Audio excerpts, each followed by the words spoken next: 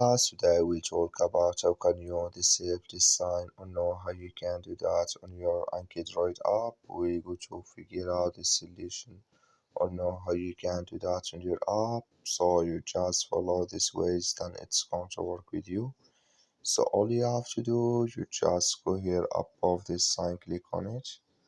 So then it's going to show for you a list like this here. Then all you have to do now, just click on settings here.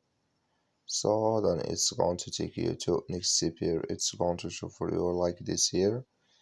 Then you go down. So then you click here on advanced. Just click on it here. So then it's going to take you to this list. Come here to card hardware render. Just clicking this sign or this color. Like you see color, it's gone here. That's the main card hardware render disable with us now.